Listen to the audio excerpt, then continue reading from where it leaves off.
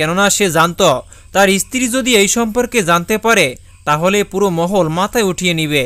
সকাল হলে রাজা সিদ্ধান্ত নিয়ে নিলেন যে তিনি তার জান দিবেন, তবু তারপরেও নিজের মেয়ের বিয়ে সেই কুকুরের সাথে করিয়ে দিবেন না। রাজা এরপরে তার মেয়ের সাথে সাক্ষাৎ করতে গেল এবং বলতে লাগলো, মা, আমি যদি না থাকি তাহলে তুমি তোমার মায়ের কিভাবে দেখাশোনা করবে, নিজের কিভাবে দেখাশোনা করবে এবং রাজ্যের কিভাবে দেখাশোনা করবে তা বলে দিচ্ছি। তবে এই কথা শোনার পরে রাজকুমারী কান্না করতে লাগলো এবং বলতে লাগলো, বাবা, তুমি এইসব কি বলছ? আল্লাহ পাক রব্বুল আলামিন তোমার বয়সের বরকত দান করুন, তোমার হায়াত দান করুন। রাজা বলতে লাগলো, মা, সেই কুকুরটি আমার পেছনেও পড়ে গেছে এবং সে আমাকে বলে আমি যেন তোমার বিয়ে তার সাথে করিয়ে দেই, তা না হলে সে আমাকে হত্যা করবে। তবে এটি তো অসম্ভব, আমি তোমার বিয়ে তার সাথে কিভাবেই বা করে দিতে পারি? তোমার মা তো তাকে অনেকবার হত্যা করতে চেয়েছিল, তবে প্রতিবার সে অসফল হয়েছে। আমি আমার সেনাদেরকেও সেই কুকুরটিকে অনেকবার হত্যা করার জন্য পাঠিয়েছিলাম, তবে প্রতিবারই তারা অসফল হয়েছে।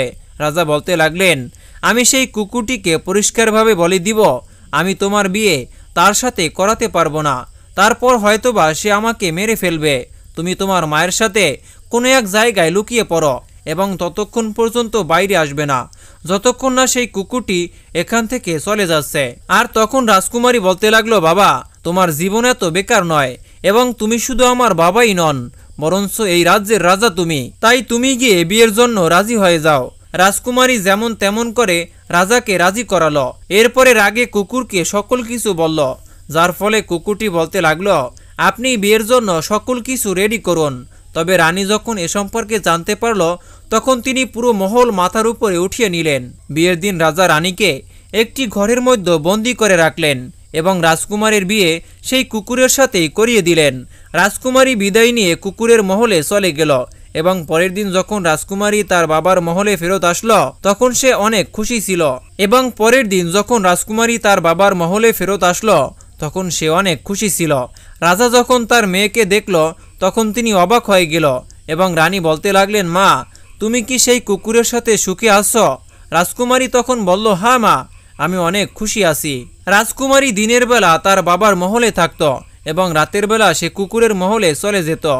একদিন রানী দাসীর মতো কাপড় পরিধান করে সেই কুকুরের মহলে চলে গেল। রাজকুমারীর ঘরের দরজা বন্ধ ছিল এবং রুমের ভেতর থেকে কিছু শব্দ আসছিল। রানী বাইরে থেকে তাদের কথা শুনতে লাগলো।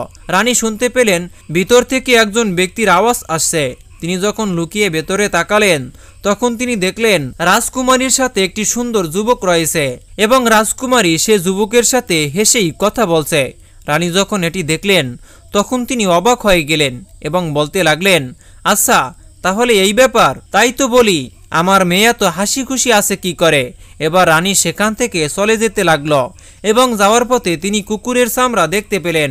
রানী ভাবতে লাগলেন, এত বড় মোটা কুকুরের চামড়া সে এভাবে পরিধান করে থাকে এবং কুকুরের রূপ ধারণ করে থাকে, কিন্তু কেন, যদি আমি এই চামড়াটি জ্বালিয়ে দেই তাহলে সে আর কখনো কুকুরের রূপ ধারণ করতে পারবে না।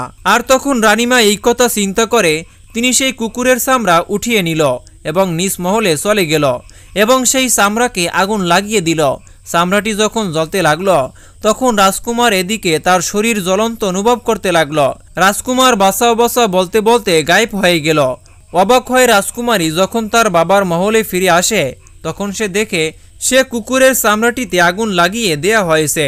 রাজকুমারী দ্রুত করে আগুন নেভাতে লাগলো এবং বুঝতে পারলো যে এই সকল কিছু তার মাই করেছে। তাই সে কান্না করতে করতে বলতে লাগলো, প্রিয় দর্শক, ভিডিওটি অনেক লম্বা হয়ে যাওয়ায় এটিকে আমরা পর্ব করে রেখেছি। পরের পর্ব দেখতে হলে অবশ্যই আমাদের এই চ্যানেলটি সাবস্ক্রাইব করে পাশেই থাকুন। দেখা হচ্ছে পরবর্তী পর্বে।